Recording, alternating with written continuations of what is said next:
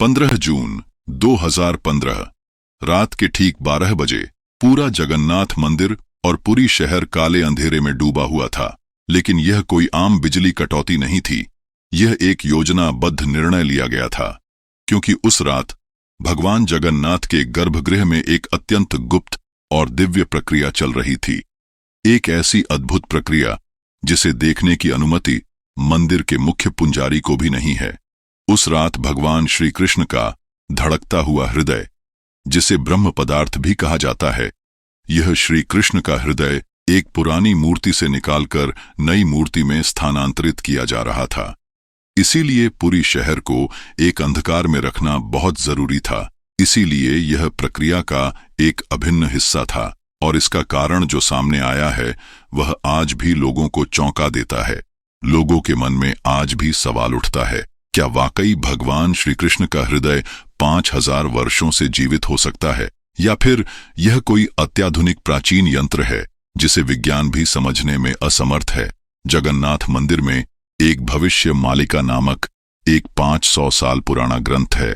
इस पुराने ग्रंथ में यह भी लिखा है कि जिस दिन यह मंदिर समुद्र में डूबेगा उसी दिन पूरी पृथ्वी पर प्रलय आएगा। और इसमें यह भी लिखा है कि जगन्नाथ मंदिर के ध्वज हर दिन नया बदला जाता है। यदि एक दिन वह न बदला गया तो कहा जाता है कि मंदिर 18 वर्षों तक बंद रहेगा।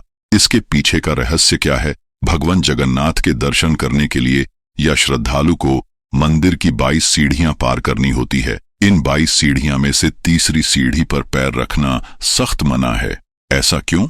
इन सभी रहस्यों को जानने से पहले हमें उस सबसे रहस्यमय तत्व यानी कि ब्रह्म पदार्थ के बारे में जानना बहुत जरूरी है। हर 12 साल में भगवान जगन्नाथ, बलभद्र और सुभद्रा की लकड़ी की मूर्तियों को बदलाया जाता है, लेकिन उनमें जो ब्रह्म तत्व होता है उसे सावधानी से नई मूर्ति में स्थापित किया जाता है। इस प्रक्रिया को नवकलेवर कहते हैं। यह रिचुअल इतना गोपनीय होता है कि इसमें शामिल मंदिर के पुजारियों की आंखों पर पट्टी बांधी जाती है, ताकि वे यह ब्रह्म पदार्थ ना देख सकते हैं कि असल में यह ब्रह्म पदार्थ क्या है। कई पुजारियों ने बताया है कि उन्होंने उस तत्व को छूते हुए एक जीवंत ऊर्जा महसूस की, जैसे वह चीज जिंदा हो। यह वही ब्रह्म पदार्थ था जिसे श्री कृष्ण का हृदय माना जाता है। लेकिन श्री कृष्ण का हृदय पुरी में कैसे पहुंचा, आइए इसे भी जानते हैं।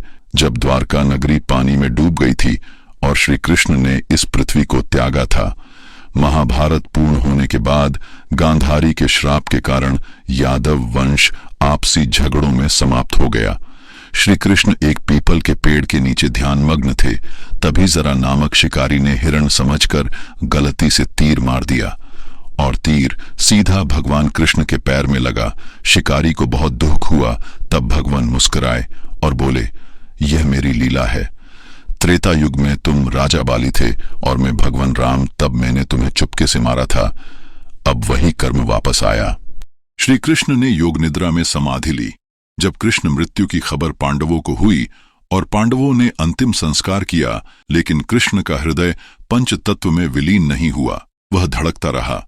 तब अर्जुन ने कृष्ण का धड़ ढाकता हृदय नदी में प्रवाहित किया और वह दिव्य हृदय बहते हुए ओडिशा की महानदी तक पहुंचा। वहां एक आदिवासी समुदाय के मुखिया विश्ववासु ने उसे पाया और नील माधव के रूप में पूजना शुरू किया। राजा इंद्रद्युम्न ने भगवान विष्णु के आदेश पर नील माधव की खोज की और पुरी में एक भव्य मंदिर का निर्माण कराया। नियम के उस दिव्य वृक्ष से मूर्तियां बनाई गईं, जिसमें स्वयं विष्णु के चिन्ह अंकित थे। विश्वकर्मा ने स्वयं मूर्तियों का निर्माण किया, लेकिन शर्त थी 21 दिन तक कोई कमरे में प्रवेश नहीं करेगा। पर 15 दिन बाद कमरे से कोई आवाज नहीं आती है। तब रानी के कहने पर दरवाजा खोल दिया गया और विश्वकर्मा अंतर्धान हो गए और जगन्नाथ की मूर्तियां अधूरी रह गईं। और आज तक जगन्नाथ की मूर्ति अधूरी हाथ पैर वाली है। ब्रह्म पदार्थ को लेकर कई वैज्ञानिक और आध्यात्मिक थ्योरीज मौजूद हैं। प्रसिद्ध रिसर्चर का मानना है कि यह हृदय कोई जैविक अंग नहीं, बल्कि एक आर्क रिएक्टर है, एक दिव्य यंत्र जो ऊर्जा उत्पन्न करता है। यह लकड़ी की मूर्तियों के माध्यम से नियंत्रित होता है, क्योंकि लकड़ी विद्युत की सुचालक नहीं है।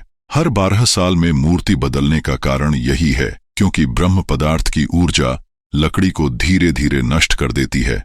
कुछ लोगों ने यह भी कहा है कि यह दिल चांदी जैसे तरल का स्राव करता है और जब प्रकाश में आता है तो घूमने लगता है, जैसे कोई शक्ति सक्रिय हो रही हो। ऐसा लगता है मानो यह कोई एलियन टेक्नोलॉजी हो। तो यह था ब्रह्म पदार्थ का रहस्य, एक ऐसा रहस्य जो श्रद्धा, विज्ञान और इतिहास की सीमाओं को छूता है। लेकिन जगन्नाथ मंदिर के रहस्य यहीं खत्म नहीं होते।